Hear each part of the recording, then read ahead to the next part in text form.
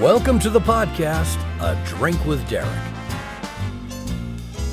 Follow comedian Derek Richards on Facebook, Twitter, and Instagram, and don't forget to subscribe to his YouTube channel and watch all episodes of the podcast.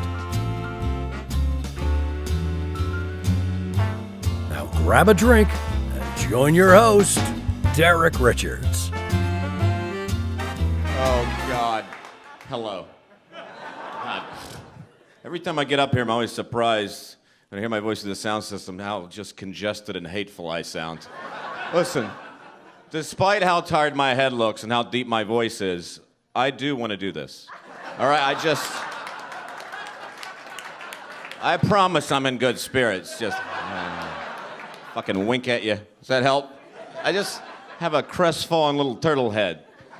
How about this? No home remedies after this show from the women about how to fix the bags under my eyes, all right? It's long gone. Women will just parade up and go, here's what you do for those bags under your eyes. You don't have to live like that, bumming everyone out with your head.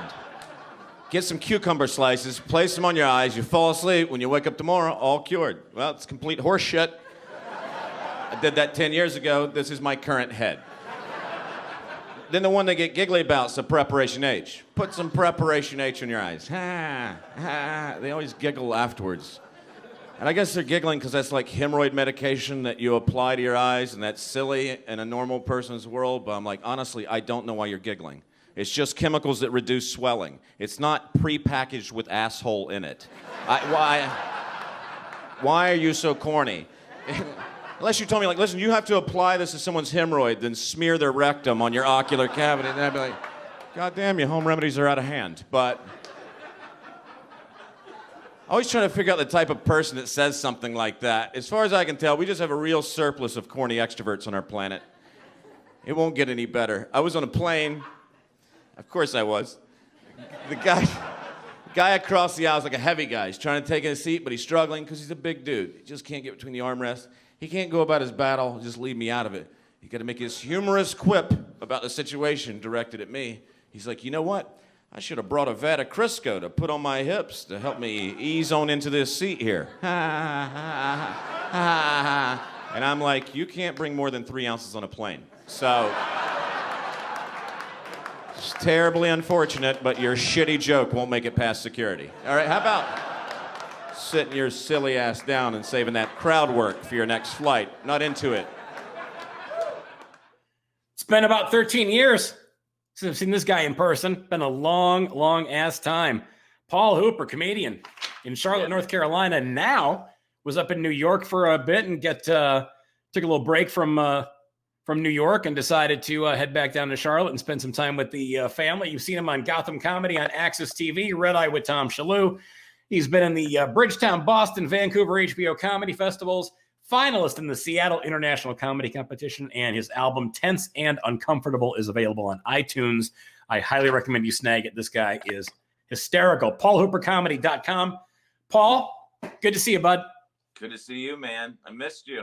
I know, man. It's been a long ass time. We were going to try to cross paths, I think, in Myrtle Beach. Yeah, a few years ago. I remember that. It's just missed. Yeah. Just barely missed it. You've been, well, good to see. You look fantastic. If there's ever a podcast that was built for you, the one called A Drink with Derek has got to be it. But people need to know that people that know you now and only know you for being sober Paul Hooper, I'm sure have read the instructions that come with you. Yeah, I think people know those stories. I can't outrun them. And, I stopped drinking in 2006, and this is 15 years. So I'm going 15 years of sobriety. And they're still friends in New York who met me 5 years ago that don't know. And there's a lot of friends now that have, like, down south, I can't outrun the stories, but up north, it was like, you meet someone and they just think I'm just sort of a boring OCD guy. And I'm like, you don't, know where this comes from. This overcorrection that you see now comes from another place. Yeah. What were because I remember you from way back when you were in Charlotte the first time, and we'd run into each other at the Comedy Zone, and you'd come up and you'd have a Bud Light and we'd start talking and you would disappear and you'd come back like maybe 20 minutes later, cross-eyed. Absolutely. Every night. Probably 3, 4, 5, 6 shots of tequila in that time span that you were gone and you came back and I went, what happened to you? And you would just start giggling. It was so damn funny. Oh yeah, the demon every night from I started comedy when I was 22, stopped drinking when I was 30. So it built and built, and especially those last few years there. But it was about an 8-year run. I mean, just solid. I mean, drinking. I mean, 5 to 6, 7 nights a week for 8 years. I think I took off 8 days in a row, somewhere in the middle. That's the longest I went without a drink in those 8 years. Now, did comedy ramp that up for you, or was that something that was already a part of you before you got into the business? It was sort of weird. In high school and stuff, I thought the kids that were starting to drink, I was making fun of them. I didn't want to know part of it. And so I drank late. My first drink was at 19. And I didn't go off the deep end there. And then I started drinking a little bit, but you can't buy it legally. I wasn't doing comedy yet. And so we'd get it here and there. It's me and some buddies, and we'd drink. I get, drunk on a few beers, nothing crazy. Then at 21, you can buy it. So that stepped it up. And then at 22, I started comedy, and that was just, floodgates, because it's like free drinks. The staff is going out afterwards. You have all this club courtesy. And, you remember the old Comedy Zone in Charlotte, when I started at 98, was down in a strip mall with a strip club. And so it was just, to me, it was like I was in a hair metal band or something. I was so excited, dude. I remember Joel Pace taking me to that strip club, and they would give us free drinks at the strip club, and there's strippers talking to us. And then he put down, I don't know why I hadn't seen it at this point or tried it. He just put down a beer and a shot. I never drank alcohol like that. He goes, here's a beer and a shot. I'm like, wait, you just take the shot and drink the beer, and then we'll do it again. And then I was blown away. I'm like, this is the most amazing thing I've ever had in my life. Because then before that, it was mixed drinks or beer. But I had this beer shot combination, this Boilermaker or whatever you want to call it. And I really stepped it up. And he was like, welcome to the family. It was sort of like, welcome to comedy, welcome. They sort of took me in, and then I was off to the races. Yeah, you were. You took out. You left Secretariat in the dust. Oh man, I didn't realize how much I loved it. But that's sort of typical of my personality. If I find something I really like, I go off the deep end. I just go way. And so addicted. It's an addict personality that I didn't know at that time, that I can look back on now in my 40s and like, oh yeah, I can see it in this, I can see it in that. And yeah, of course you can see it in alcohol, but yeah. Now, give me your top 3 drunk stories that you remember. That's the tough one, because I'm sure I could probably get 15, 20 people to get on this call right now and say, all right, fill in the gaps where Paul Hooper can't fill them in. But give me your top 3 drunk stories that you recall. I don't know if I'm gonna rank them by this is the best, because I feel like I did some good work, and not to toot my own horn. You can't, it's like asking Van Gogh his favorite piece. Truly, I'm not bragging, but as an alcoholic, I felt like I did original work, which is hard to do, because I feel like a lot of people fight, cry, fall down, vomit. But I wanted to always take a different route with it. I wanted to show the people something different, and I feel like I did. Okay. I wanted to be surprised. I really went that mindset. Looking back, I realized what was in my head, this demon.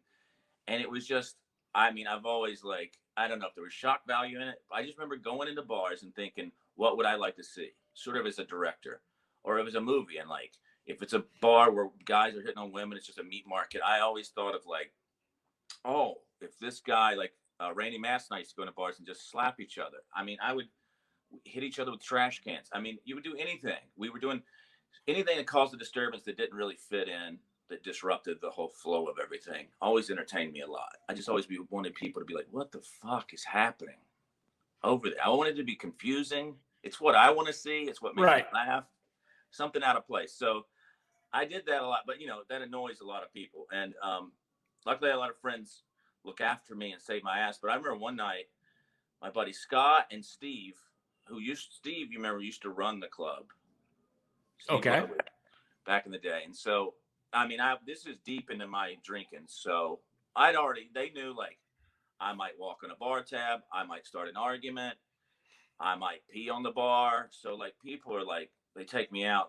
They're already exhausted. They have to apologize for me. So they take me out to some bar. We start at their apartment, downtown Charlotte. They had this nice apartment, and we walk to the bar. So all right, we go there. I don't remember anything happening. We just drink. We get hammered. And at some point, I just remember they're gone. We're sitting at a table and they're just gone. And I felt like, oh, they went to piss together. Then I put 2 and 2 down. I'm like, no, they wouldn't go piss together. What? They just left me at some point at this bar. And I was like, I don't think they stuck me with the tab. They paid the tab somehow secretly and just left me because I'm sure I was doing something stupid, saying something. But I remember in my mind, I mean, it sort of brought me out of the blackout. I'm like, they left me. I know where they live. They're right around the corner. I was in shorts and flip-flops. I walked right to their apartment. Didn't call them or anything. And I remember they lived above the leasing office on the 2nd floor. So it's a tall building, but they were on the 2nd floor above the leasing office. And they had a code to get in their front door. So I couldn't like get to their apartment to beat on the door, but I really above the leasing office and I looked at it and I just sized it up. And I'm like, I'm getting in this apartment. I'm getting in and we're going to sort this out. And see, I had to climb a handrail that was sketchy at best, like up the front steps of the leasing office, barefoot, because I kicked my flops off, barefoot, step on that rail, grab the bottom of their balcony rail. And then there's some point where it's like, you're either going to do this or you're going to break your back. And I pulled myself up over that balcony rail, got on their balcony, and Scott's bedroom was off the balcony. And I'm like, now I got to figure out how to get in. And I just turned the doorknob and it was open. And I'm like, oh, what a gift from the heavens. And I go in and I was ready to just start like, hey, surprise, or fucking call them out. But they're not there. They're not there. They're not home yet. I'm like, even better. Even better. And Scott was real OCD with his linen. Everything was perfect in his room, immaculate in his room. And I just stripped down naked, started smoking cigarettes in his bed and ordered porn on his TV. And I smoked as many cigarettes as I could to stink up the whole apartment. Nude. Every light on in the room, too. Just cross legs, smoking, ordering porn, charging things to the... And I hear the front door, and they can smell smoke when they come in. They're like, what the fuck is going on? And I think they already know that I'm in there somewhere. I mean, and Scott comes in. I mean, they're livid. And he jerks me up naked, starts throwing me out with my clothes. I mean, they kicked me out the front door with like a ball of my clothes, just throw me out. And I'm just like beating on the door. And they won't let me back in. I don't remember when I put my clothes on, but I got them on, and I pissed on their front door, and I went home. I can't believe they wouldn't let you back in. I know. I don't know what they are. It's just the audacity. That was a very Jason Statham-esque move, climbing up that pipe without your flip flops. I was pretty proud. I wish I could show you or people could see how it was and describe it better, because there was that moment where you get your leg and your arm up. You like, you need to commit or not do this. Right. I did sober me up a little bit so I could actually do it. And like, do you have this in you? You know, because if not, you're going to break your neck right now. And then because you're upside down, you're sort of leaning back. And I'm like, somehow did it. Well, the fact that you had any awareness that you could possibly break your neck. I mean, normally if you're getting that lit up, the last thing that you're thinking is anything rational. Well, man, I did this. I just told someone this recently. Like, I knew how bad I would get. Right. But I wouldn't stop. I mean, when I would check, this got sort of bad at the end of my drinking, where if I checked in a hotel room that had a balcony, you know, I'm on the 4th floor, 5th, whatever, anything above the 1st, and it had a sliding glass door, I took all the furniture and pushed it near the sliding glass door and made a mountain of furniture, desk chairs, because I knew when I came home hammered that night, I'm like, I might jump or I might dance on the rail thinking it's funny, but I need to make this hard, like child-proof my room, sort of, for myself. It was crazy. You would do that for yourself? Yes. There at the end, a couple times. I remember doing that somewhere in like Virginia. And I remember thinking, you know, you check in and I would do it immediately before I went to the show and before I started drinking, because I knew, I'm like, you know, most people would be like, well, don't drink if you're this. But I'm like, I'm getting hammered tonight. That's going to happen. We just need to safeguard this place. I mean, it's crazy. Did somebody suggest this to you, or did you just had the awareness to go, you know what? I know what's going to happen when I come back. I don't know if a greater alcoholic taught me that or what. I don't know. I don't know if it was my idea or not, but I just, at some point I started doing it, and I'm like, okay, that's good. Just protect yourself from yourself if necessary. I give you all kinds of credit for doing that. I mean, it's bad, dude. So yeah, I would do all that stuff. I mean, there were so many stories. I mean, most of the time it just ramped up where it was like harmless fun. I was always sort of going for the laugh, but Sure. it was cut with some deep rooted issues in there too. So I had to be very careful. I just would do stupid things. I just really did. And most people don't care when they're drunk, but Right. I really didn't care at that point. But so I would do incredibly dangerous shit. What's the story that okay, this is legendary. What's the story of you calling in a bomb threat to the club you were working at? Well, I don't know what I said because I don't have any recollection, but that's what a lot of people told me. And okay, you called a bomb threat into the club that you're working at. Allegedly. Allegedly. Which club was this allegedly? Also, people get confused that they think I was working a club. I was off. It was a Wednesday night, and I was okay. off. So there were 2 clubs in Charlotte at that time, 2 or 3, and so Carrie White was living with me. Oh yeah, I remember Carrie. Yeah, Carrie will get you into some fun too, and so I don't know if he was living with me or he was just staying for an extended period. And so we had an off night. Neither one of us were doing a show, but we're like, let's go to the club downtown. I think it was a hypnotist or something. So we didn't last long there. And then Spanky Brown, yeah, it was a hypnotist. So we're like, we can't drink enough for this. I don't blame you. And so we went for the booze to avoid watching the show. And then Spanky Brown was out in the club, sort of in the suburbs. And so we're like, maybe we'll go see Spanky, but it's a long drive. So I don't know. We didn't go to that club. We didn't go see Spanky. We just went to a bar downtown Charlotte, like a meat market bar, just, with frat boy douchebags. And I mean, I think we might have gone to an open mic and disrupted that too, somewhere in between. But, and then we made it to this bar. That's everything I hate in a bar. But I'm starting to go in and out of consciousness. The blackout has begun. By the time I step in, I mean, I'm with Carrie, I'm with another comic named Ryan Van Genderen from Charlotte, and I'm maybe a manager of the club and some staff or something, maybe Right. 5 or 6 of us, and I'm just getting hammered, and same old thing. But I this was when it sort of got dark and like my blackouts were happening a lot faster. And I remember there were 2 huge guys ordering drinks, and they just at the bar next to us ordering drinks, and they ordered shots, and the bartender put them on their shots in front of them. And I'm just like, I want them. And I just take their shots. I mean, right from under their hands.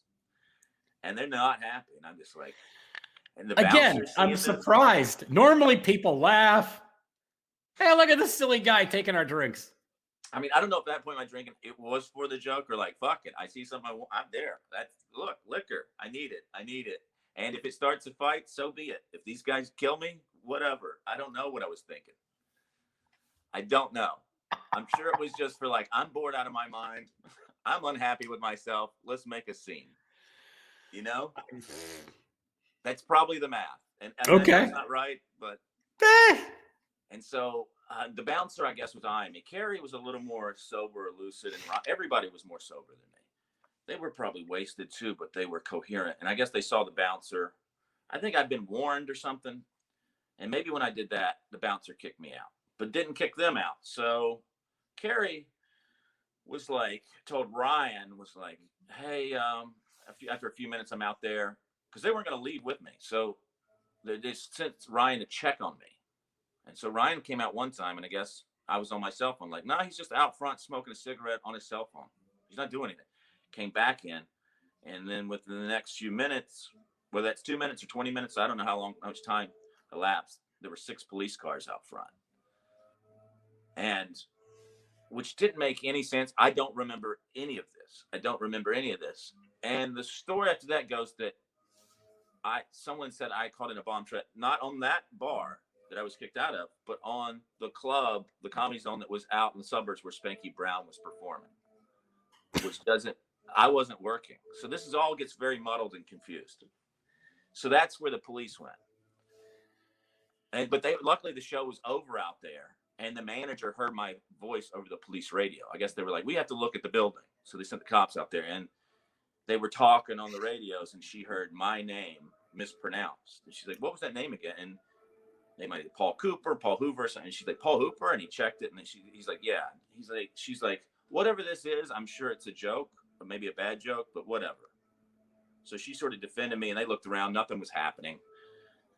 And then, back at the scene where I'm at, the cops are sort of, I don't remember any of the cops talking to me. I don't remember them being lined up in front of a bar.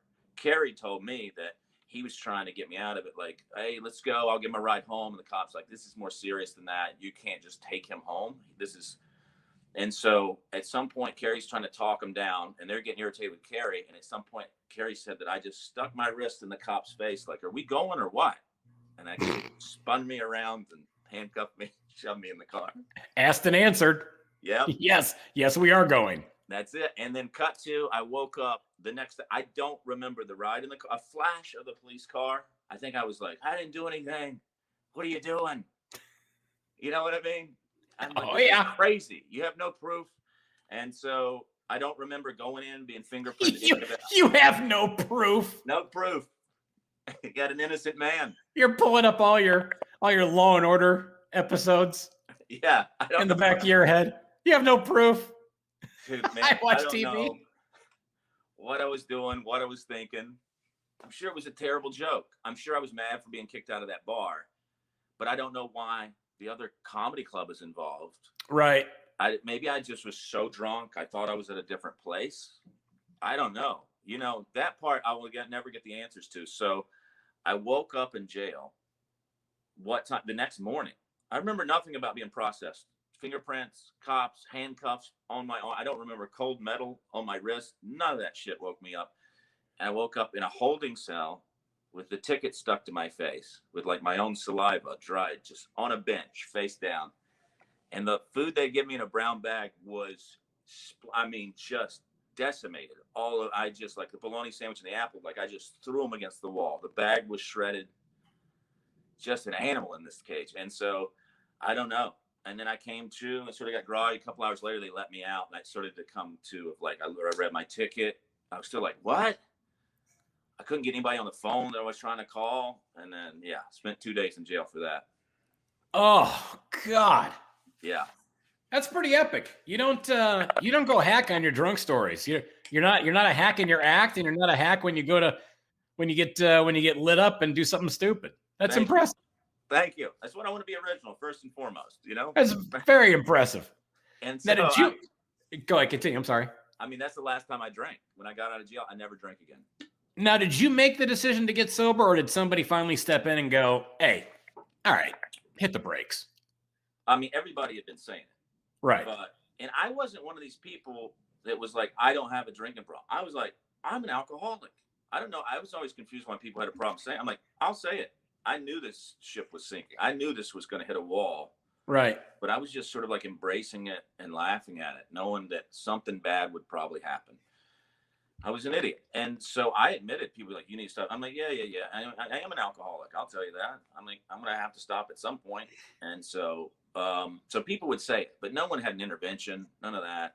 So you had no issue admitting it and then just said, I got to go ahead and get this fixed. Yeah. I mean, I had no problem admitting it. And I just finally think the 911 call, spending 2 days in jail, where I've been in jail for a DUI, where they put you in for 12 hours.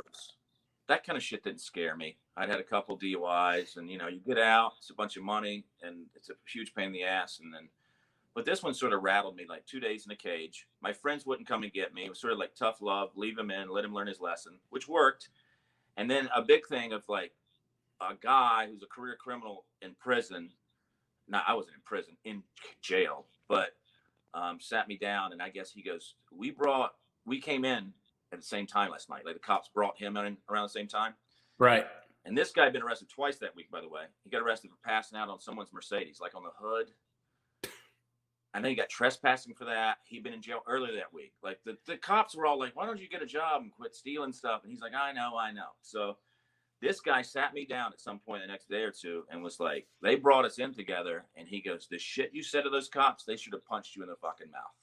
And I'm like, what? I'm like, a career criminal was like flabbergasted, taken aback by my behavior. And I'm like, he was on the side of the cops. He's like, there's no way to talk to a police officer. Oh my God. Dude, and that is me. Wow. Because I'm like, fuck, I don't know. The police, I'm like, I'm just grateful I didn't do anything to start a fight in jail and get charged with more things. Because I don't remember talking any kind of shit like that. That's got to be standard. By the way, getting back to your food in jail, that's got to be the standard fare for food. Bologna. Oscar Mayer's got some contract with county lockup because I remember when I was spent the night in Pinellas County Jail in Florida, same situation, bologna sandwich, but I got a plum. Oh, you got a plum. That's pretty. I got a plum. And I did not Oscar get Mayer. That's great because I can tell you it's not Oscar Mayer in North Carolina. No, I'm sure it probably wasn't. I'm sure it was Acme bologna or something like that. Yeah, there was nothing of quality in that at all. But I love how bologna. But you mentioned bologna sandwich to anybody, and if they spent the night in lockup, the first thing they do is go, ugh. Yeah, cringe. I know. I know. What? So you moved to New York. You were telling me what in 2013? You said. Well, that was my last apartment. I was staying in that apartment, but I actually moved January 2011 is when I moved. Okay. What made you choose New York over Los Angeles? What was the goal? I mean, I always wanted the thing with Los Angeles. I probably had more connections in LA in 2010, going into 2011, and I maybe did it for the wrong reasons. I don't know. That I wanted to keep doing stand up on the road, and that's how I made a living. And most of my stuff was Midwest or East Coast, so I was like, I guess I had a place lined up sort of in LA, and at the last minute I chose New York. Another comic talked me into it. He really wanted to move there, needed a roommate, and so I thought New York would be better for stand-up, and then I could still drive and fly to gigs easier than I could in LA, and I could do the math easier. I'm like, oh, I can still make money and do these same gigs and pay my rent and come back. If I move to LA and have to get on a flight to go to Tennessee and all this, I just couldn't do the math, and I was ready to take the leap. And so maybe I made the decision. Maybe I did it the wrong way because I was just like, I was afraid of like letting go of stand-up and getting some day job in LA and just doing spots at night. And so I just wanted to keep doing the road dates and then get better and do a lot of stand-up in the city. And that's why I moved. Because honestly, I mean, as far as like, I would probably have rather lived in Los Angeles. I mean, New York was never my dream. I never wanted to live in New York City. A lot of people like always want to move there. It's their dream city. I'm like, I would have never lived there if it weren't for comedy. Right. I didn't fall in love with the city when I was there. I've got a lot of great friends there. I know how to get around, and I'm comfortable. I could live there again, but it's never going to be my favorite city. It was all 100% for comedy, and that's it, you know? So now, could you still do, because there's guys that would talk about being in the city and they could bounce around and do sets all over town and make enough money to live. Is that true, or is that fiction? I don't know anymore. I mean, yeah, the very top of the comedy scene can, yeah, but I wasn't making enough to live off spots. I got some spot pay here and there, which was nice, but no, not even enough to really even pay my rent. So, but there are comics doing it, but it's a very select few, I think, that are paying off spot pay in this day and age. But it is happening, but it's the very top of the sort of comedy scene, and guys with a laundry list that are really great and solid that have a laundry list of TV credits, and you know, they're still doing it. But yeah, the vast majority of comics, no. What surprised you about New York City? What were I'd say what surprised you, and then what ended up being the best and worst things about that city and about the whole comedy experience when you were up there? The thing that I always brought up, and my friends in New York are tired of hearing this, is that no one told me when I moved to New York. Like, I knew it would be expensive, so I saved money. I knew the faster pace of the city. So I'm like, I'll walk faster, whatever. I can talk faster. I'll adjust to this. And I did. Is that no one tells you that most buildings in New York City don't have central air conditioning or heat. That it's just, these are 100, 200-year-old buildings sometimes that you pay a crazy amount of money for, and they're incredibly uncomfortable to live in. So, I mean, the first couple summers in New York were fucking brutal. Ugh. And I had to go buy a window unit like it's the 70s all over again. And I was just sort of blown away that no one, and you know, a lot of New York is that. It's just very grueling of like sweaty in the summer and cold in the winter of just enduring this smelly city like that. And you're paying way too much money for a box that you have, you know, that you go sweat when you sit on the toilet, and you're paying $2,400 a month. And it's just that part of it. I'm like, I endured that. I got through it, but I'm like, I wish I'd known, because like everybody talks about, oh, they walk fast or people are rude in New York. I don't give a shit about that. I'm like, I can't believe this fucking apartment. And people talk about the size, like a small bathroom. I'm a small dude, so being in a small bathroom in cramped quarters, I'm fine with all that. It's just the buildings are shitty unless you're a millionaire. You know, the places you live in suck. Right. That's brutal. What was what did you enjoy about it? I do, you know what I do without sounding corny or like some kind of cliche thing, but I didn't realize this till a few years in that my circle of friends, which was mostly comics, but then you'd see other people. I do respect that people have moved to that uncomfortable city and risked everything from the beginning of it, lived and endured that goddamn city and risked it all from whatever part of the country, whatever part of the world. So it makes for really, without being corny, like some really amazing ballsy people who were like just fucking going for it, which I really respect. And so some incredibly talented people and determined people sort of make up that city, which I like, Right. you know, but it's a hard life up there, I think, unless you're a rich person, you know, it's just more extreme. I guess that's true anywhere, but in New York, it's a lot more extreme. Yeah. You got to be well into six figures to have a comfortable lifestyle in that area. Yeah, I mean, the tolls, when I moved to New York City, when I moved in 2011, the toll for the Holland Tunnel, all the bridges and tunnels coming in were $8. Now it's 15 when I left. Jesus. And I'm sure Wow. they raised it again because of the pandemic, you know? And so they've doubled the tolls. There's never ending cars and people going. I mean, that's just money, pumping money. And it's just a very greedy place. And so, you know, I know everybody feels like it's got a beating heart and all this, but I'm like, this is fucking all built. This is money. Well, you were there. I mean, you hung out there during the pandemic for the most part because you just recently came back down to Charlotte to be with your family. Right. So, I mean, you were up there when all this stuff is going full tilt COVID. And from somebody who is only hearing it secondhand from other people and watching TV, I mean, what was that experience like? How apocalyptic was it in New York? It was pretty crazy. I think Queens might have been a little more mellow, but it really definitely shut down. And I had a car up there, so I would drive a couple times, like in April, I would drive Brooklyn to Queens. I didn't really go into Manhattan. Once the pandemic kicked off, the shows were over. I didn't go in Manhattan. I go to, over to Brooklyn for things. And the BQE, the Brooklyn Queens Expressway, that runs.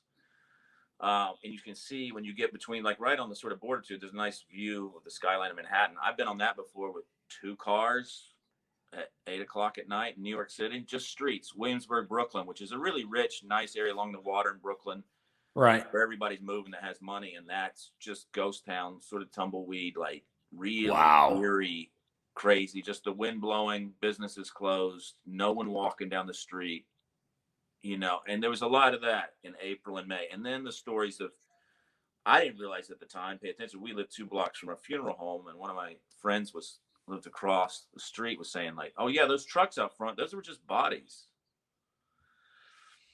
When they couldn't figure out when it was just kicking off and people were dying left and right, Wow. Just storage for dead bodies. I'm like, I didn't pay attention. She's like, damn. I'm like, I have seen that truck.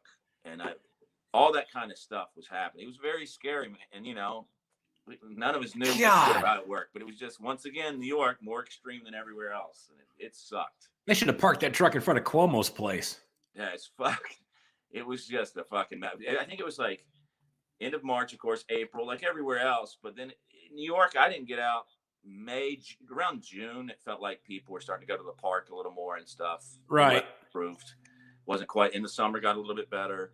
But that March, April, May, real bad. I never seen anything like that. Well, people talk about how bad it is there in New York, and they make the comments of, New York's never going to come back. This is brutal because of COVID. I mean, the devastation that the city has taken. I mean, how do you respond to that? Once again, it's a greedy city. It will come back. I had that, like a silly tweet when this all was happening, when everybody's like, New York is dead. And it was just basically said something like, New York is not dead. It's just playing possum until it can figure out a way to siphon more money out of you,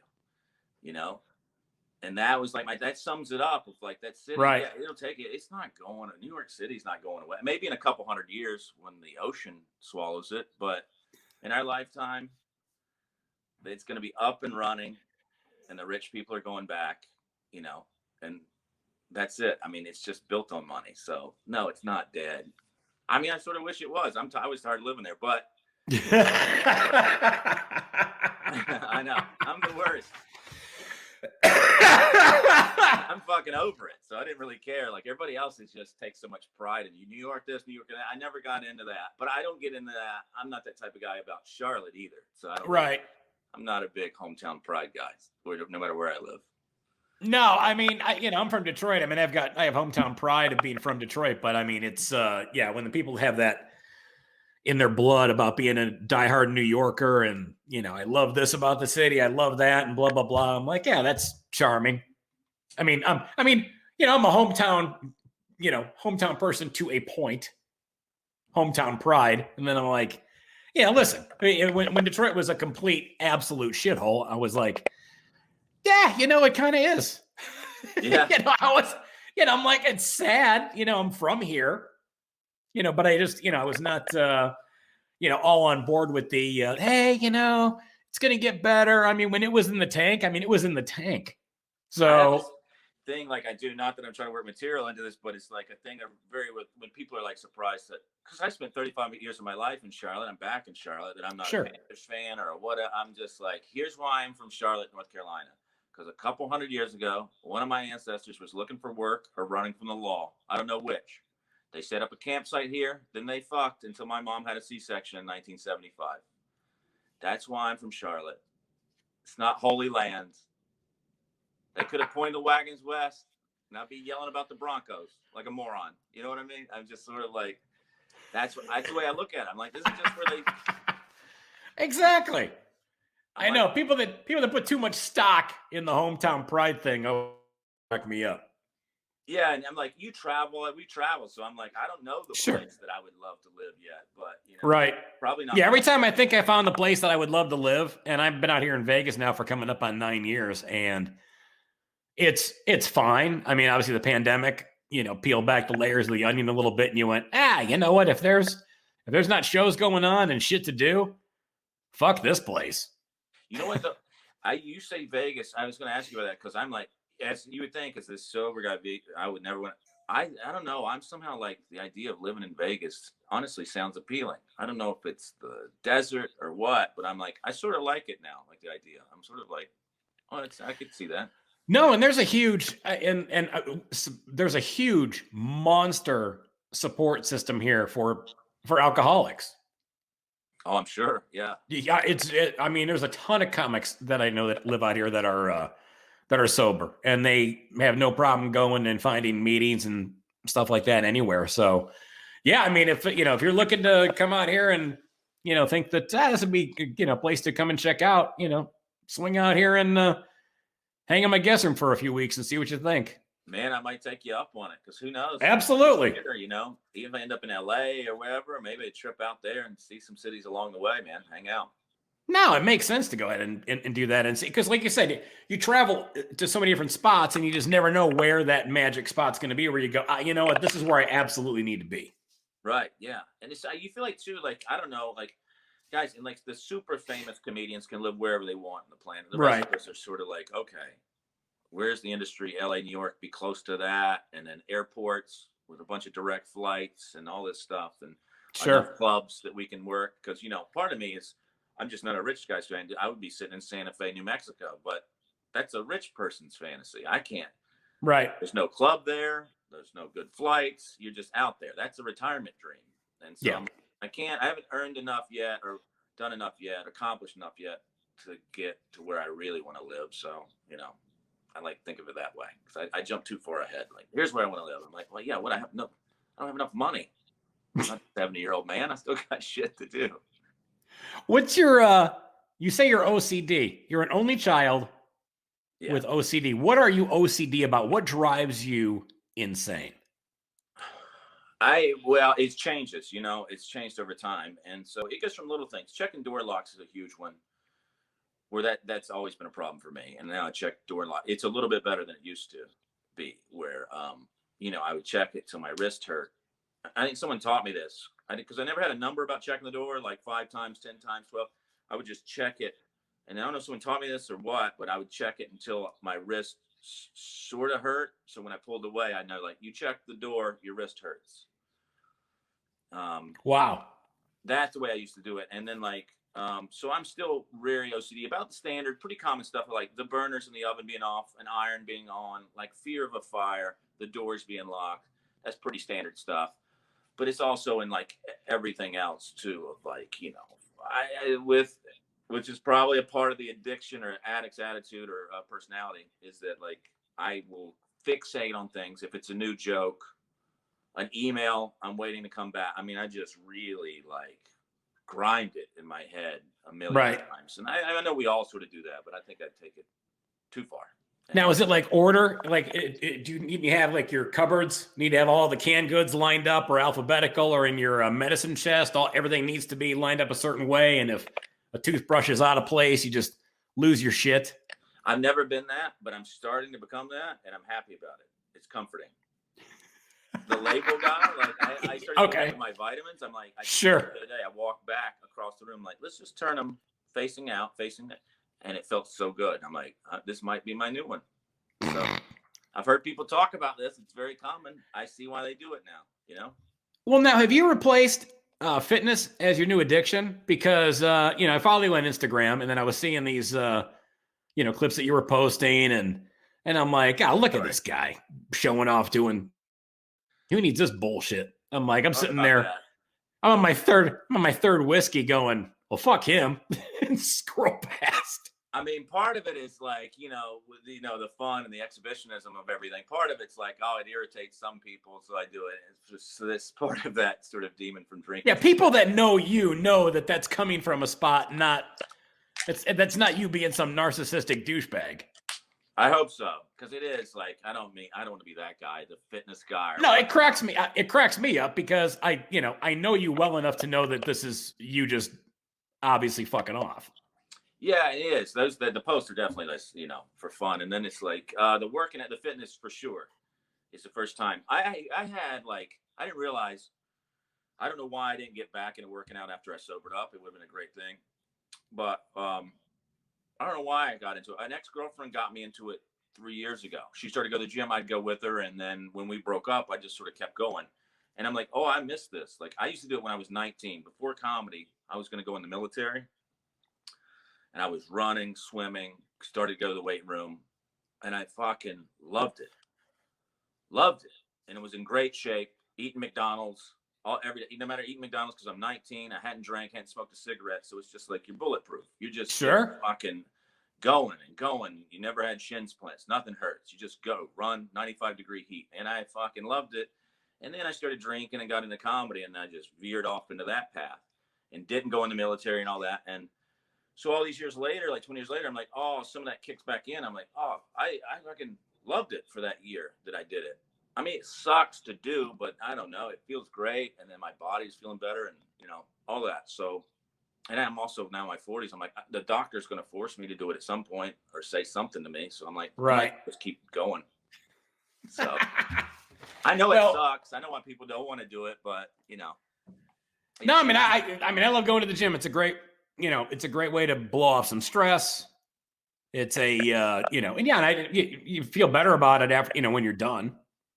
You know, honestly, to tell you the truth, and this is some stuff that should be unpacked with therapists, part of the allure of it is that people hate it.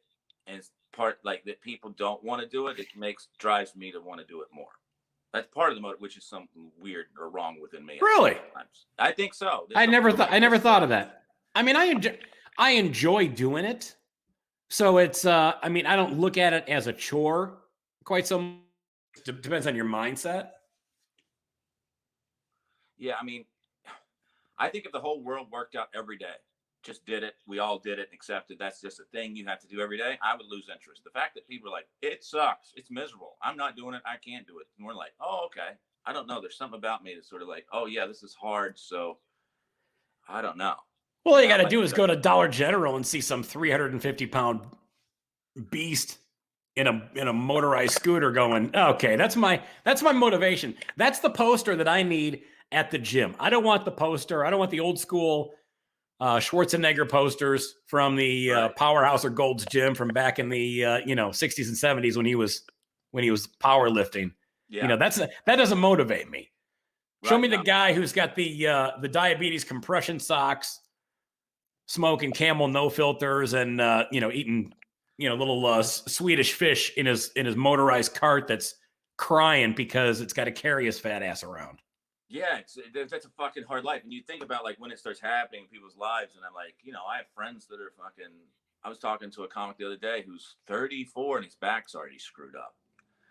And I'm like, man, this is a long ride. I mean, if you get a normal lifespan or life, you 70, 80, I'm like, you got 50 years of just, my back. And his was sort of a medical thing. I don't think he can help it, but I'm like, if I can help it, I just want to be able to get up the stairs as long as I can. And maybe I'm killed tomorrow and I don't need it, but if I make it to 80, I would like some of it to be like, all right, I can get up these stairs, I can get out of this car, I can get, I'm not right.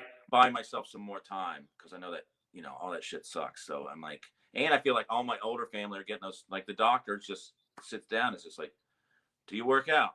What do you eat? Do you drink? Do you smoke? I mean, it's all the same shit to all of us. So I'm like, all right, let me just get ahead of it a little bit. No, exactly. What's your biggest pet peeve about this business?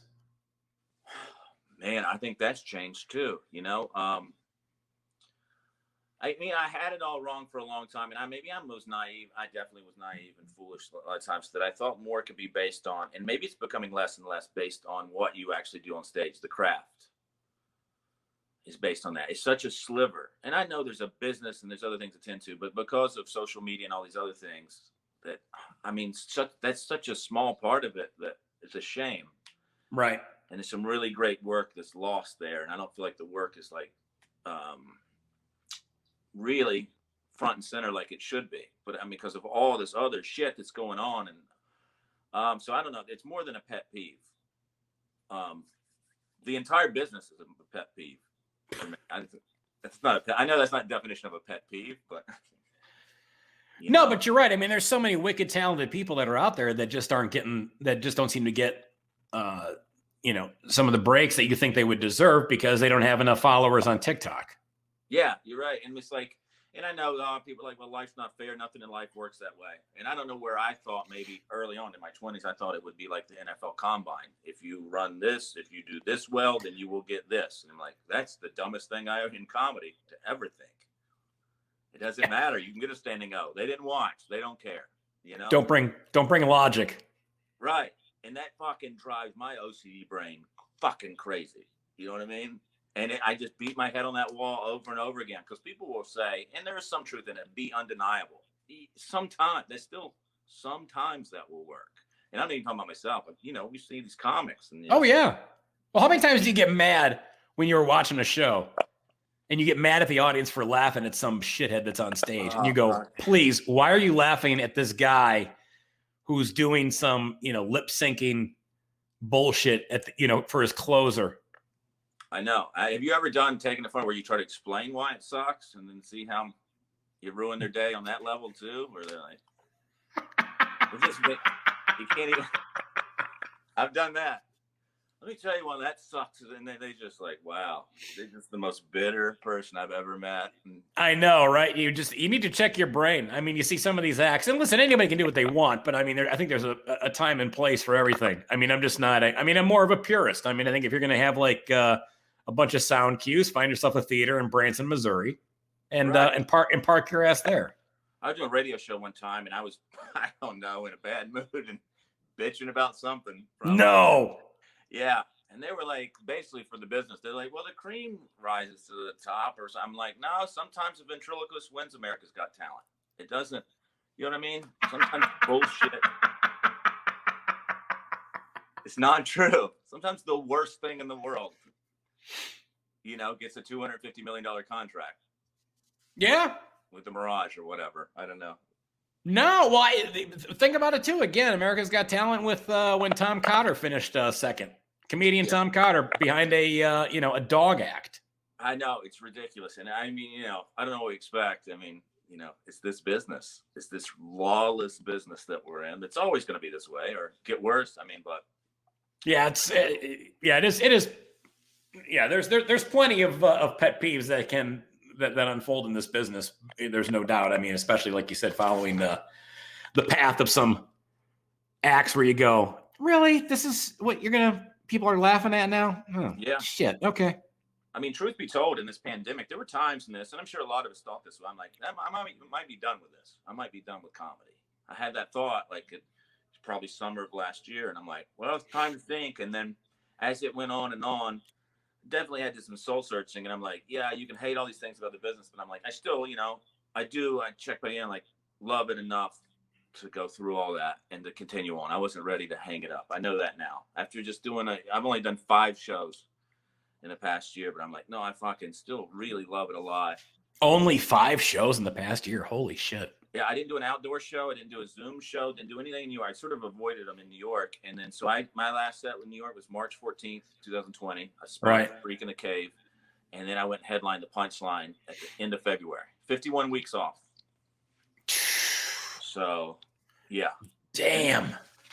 But I went up and I had to try to memorize stuff and get the new stuff in and purge the stuff that doesn't make sense. And then by, Friday was loose. By Saturday, it's sort of clicking again. And I'm like, man, yeah, I missed it. I really did. I really, I still love it. It's not time to go. So, Yeah, I had 3 months off, and that was bad enough. Because I came back after the last show I did was on St. Patrick's Day, 2020, and then I came back mid-June, right before Father's Day in Oklahoma City. And I remember going in there, and I'm like, yeah, I got 90 days off, but I was still like, Jesus, where the hell's everything go? The timing was all off, and you just felt very out of sorts. Yeah, I mean, I felt that too. Like, I forgot taglines. I was missing spot. Yeah, I just had to slow down. But in some way, it was almost better that I was a tad bit burnout when the pandemic started. And I wasn't motor mouthing bits. So those bits or just my act slowed down a little bit. I felt like, I don't know how the audience viewed it, but I felt like more in the moment, more connected. Rustier, but it was more conversation. I was talking because I couldn't just go through it, fly through it, because I'd done it a million times. I had to be like, make up something on the fly, do it, feel it out. And so that, I was like, oh man, it might have helped me in some way. Well, and that's a lot of it too in this business, is just going up and making it look like it's the first time you told the joke. So you're not just on autopilot doing those, back in the days of doing, 5 one-nighters in a row in the Southeast, where you're going from Dothan, Alabama to Florida and then bounce up to Valdosta, Georgia, and you were just getting the car, go, go, go, go, go, nonstop. Yeah, man. But all those days, I cut my teeth on those days, and I did 8-hour drives and those. Oh yeah. And you loved it. Yeah, man. I know. I like it. I miss it. I mean, the travel, even a long road trip. Not that I want to go do 8-hour drives and shitty one-nighters, but I mean, I saw the country that way. I'd been in 3 states before I did comedy, and I've been in 42 now in 10 countries, all because of comedy. Sure. So I got my Ford Escort in the early 2000s and just went all over the map and everything. Even if they're boring towns to me now or whatever, Des Moines, Iowa, or Valdosta, I'm like, it was new territory. So I was like, sure, this is exciting. And I get to do comedy. Even if I'm on a bomb, I'll just get hammered and pee on something, whatever. This is great. I love it. Tell me a gig that you got booked on and you showed up and you're like, oh, why am I here? Man, just a couple years ago, there's a lot of these, so. Oh, yeah. But a couple years ago, I did a spot in New York. I had a good set. And then the host, who I'm friends with, she texts me after the show and it's like, hey, there's a woman that wants to do, she's having a graduation party on a boat. This is New York City.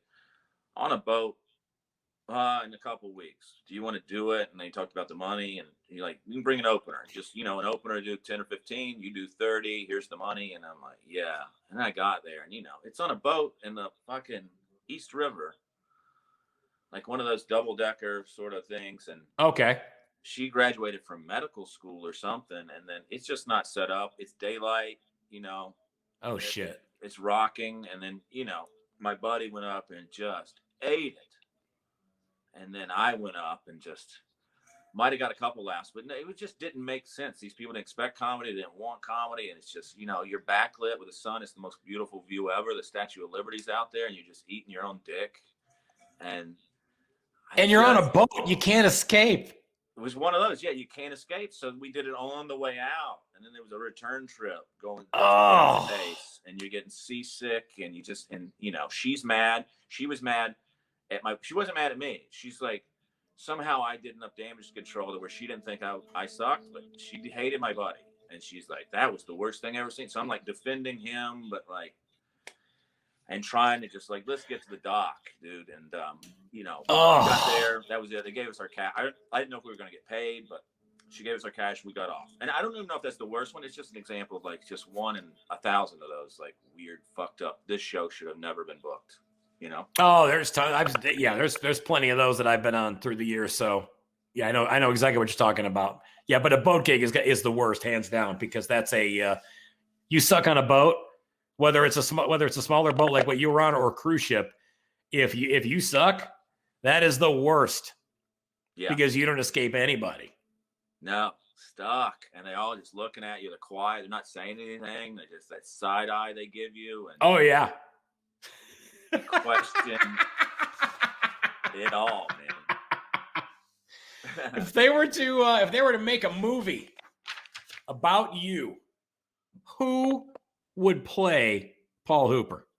You know, man, I would like to think Tom Hardy, but I bet it'd be like Peter Dinklage or something. Even he wouldn't do it. He's too big of a star. But I mean, who do I want to play me, or who would they fucking cast? I'm trying to think of people who say I look like. People always tell me I look like that dude from Radiohead, Tom York, that has the wonky eye. Okay. So I don't know. I see that a little bit. I have a very warped self-image. So when people like you look, you know what someone did? I went to somewhere, some gig. This one, in the Bahamas. You do that gig, right? I've done it. Well, there's one at that pizza place at the Bahamas. I was going there every year for like 10 years, and this woman's like, "You look like an actor," and you already get excited, you know. And then she thought 2 years in a row she did this shit to me. Of the guy from Oh Brother, Where Art Thou? And it's not. Is it like John Goodman's? I forgot his name. Fuck. You have to look it up. But he's not a handsome man. It's John Goodman's partner. He's a famous character actor. Okay. The fact that I don't know his name is blowing the story, but it is not a compliment. And I'm like, I look at him and I'm like, well, I don't even see the features. Other than I think I have a warped self-image. I think my face is longer and I have more of a sort of weasel look to me than a sort of a crestfallen turtle. A weasel look. When I see people, it's not this. I think like turtle, a crestfallen turtle is the way I've always thought. When I really see myself, and yeah, because people always pick actors that I'm like, what the fuck are you talking about? But now, personality-wise, who would you see playing you in a movie? Man, personality-wise, I mean, not taking looks out of the equation. Personality, who I relate to. I mean, well, do you remember Carl Pilkington? Jesus, you're pulling some names out of your ass. No. I love obscure. But he was like Ricky Gervais's friend. They had a show, Idiot Abroad. Okay. I mean, he's a miserable. He's so miserable. He just went to the 7 Wonders of the World and basically just complained about how awful everything is. And I relate to that man so much. It was awesome. He hated fucking everything. Dude, you always crack me up. And by the way, you had a joke, and I kept meaning to tell you this. I'm going to tell you this when I was talking to you on the phone, or when we were texting back and forth when you were going to be in Myrtle Beach. You had a joke years ago about going to a strip club, and the stripper was on stage, and the joke you had was that her vagina looked like somebody put a Black Cat firecracker in a London broil. Oh boy, yes, the hits, buddy. And I have told friends of mine that when we have walked into a strip club and credited you countless times. I go, Paul Hooper, hilarious comedian, not my joke. Because they were like, I would tell them that line. I go, my God, look at between her legs. Looks like somebody put a Black Cat firecracker in a London broil. And they would look at me and they go, what the fuck? I go, Paul Hooper, not my line. Oh, thank you, buddy. That means we're all, by the way, that bit started in Vegas. That started with a trip, and like this is 01. That bit started. I don't know if this place is still out there, but you've probably been going to Vegas for quite a while. A place called Larry's Villa. Oh, it's gone now, but I remember. Yeah, we went there, and that was, I mean, a local comic. I don't know if he's still there. A guy that did Pyro Pete. Do you remember this guy? Oh yeah. Okay, he took us. He was our. I haven't seen him here in years, but. Yeah, for all I know, he blew himself up. Oh my God. Did he or no? No, I have no idea. But no, he was a good dude. But yeah, there was a guy here in town who did a joke about Larry's Villa, which is a strip club, and he goes, the hottest thing at Larry's Villa is Larry. God damn. I mean, dude, that place was. I mean, basically, Pete goes, we want to go to all the nice strip clubs. He's like, I'm going to take you to the worst, and then we'll go over to the strip or go wherever the best strip clubs at that time were. And that's what we did, man. And it was great. He told me, he's like, this is, just stay in here. Don't even leave. Don't get drunk and wander around this neighborhood because this is not a good area. And so I'm like, all right, man. And then we went from there right to the strip. So it was like a mind blowing. I got kicked out of 2 or 3 strip clubs that night in Vegas. Kicked out. I was with Russ Nagel and Matt Davis and Pyro Pete. Ooh, that's a trio that went in the drinking heyday. Oh yeah, I mean we were out there for 2 weeks together. It was man, such a wonderful nightmare. I'm sure there's still some Vegas Metro police officers that have PTSD from that journey. I meant to tell you that drinking story. I don't think we have time, but yeah, there was one. What, in Vegas? Of that week with Matt and Russ, where we stayed out till 8 a.m. for, I don't know, 13, 14 days in a row. And, we came back. We were staying at the Lady Luck down there. Oh, yeah. Oh, God. And so we came in one night. I don't know if these are 2 nights or 1 night, so I'll try to give you the highlights quickly. But one night, Matt and I and Russ are gambling. All wasted. And Matt and I go to the roulette table or wheel, and then Russ is playing blackjack, and Matt, the wheel is spinning on the roulette, and Russ goes, hey, put this on black or put it on red, and there's a $5 chip flying at our table. It hits the roulette wheel spinning and shatters, and the pit boss is like, all bets are off, all bets, shut down the whole thing. And we're like, fuck. We got this lecture, dude, from the pit boss. Somehow Russ smoothed it over, and we got to stay gambling. But people were fucking livid. Woo! And then, I don't know, was that night? I don't think it was that night. Another night. So the chip itself shattered. The chip shattered on the roulette wheel. Okay. While it was spinning. So, and then all bets are off. And we're like, Matt and I are like, let's get the fuck out of here. And Russ just goes into like damage control and smooth talks everyone. I'm like, I can't believe we're not getting arrested. Even though Matt and I didn't do anything. And then, it was a mess. And then another night, we came into that same casino. And I remember the next day hammered. I'm like, dude, we went in that buffet and caused a scene at like 2 a.m. And one of them's like, that wasn't 2 a.m. That was breakfast. I'm like, what? And like, oh, man, dude, we got written up. We were putting cigarettes out in orange juice, throwing rolls. Just cursing in front of 80-year-old people eating breakfast. And we had to go apologize in person to the general manager of the casino, of the whole fucking place. We had to walk down there with our tails between our legs, and Russ was the oldest, and we were still in our 20s. We're like, Russ, we don't know. We're kids. We don't know how this works. You got to take the lead. And went in, and we're like, we're so sorry.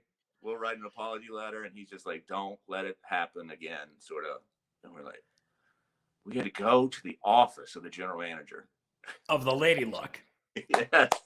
Yes. And which was just a horrible, awful casino. Yeah, terrible. That place was beyond disgusting. It's not there anymore. No, it's called the Downtown Grand now. It's actually very, very nice now. Oh, cool, good. But I can't imagine what they had to do to gut that place and bring hazmat gear in there to clean that shit out, because that place was a dump. Oh, yeah, man. Well, that was my first trip to Vegas, and right after 9/11, that might have been like December of 2001, somewhere around there. Right. So, what am I? I was 26, first time to Vegas. I mean, we were it was what so could possibly go wrong? Right, man. It was amazing. Oh, man. Dude, you're going to come out of this pandemic here, and people need to see you whenever they get a chance. PaulHooperComedy.com. See him when he's on the road. Pick up his album, Tense and Uncomfortable. My friend, good to catch up with you, man. It's been way too damn long. Great to see you, man. Thank you, brother. This was fun. You got it, man. Thanks for listening to A Drink with Derek. Find out when Derek is appearing near you by checking out DerekRichards.com. See you next time for A Drink with Derek.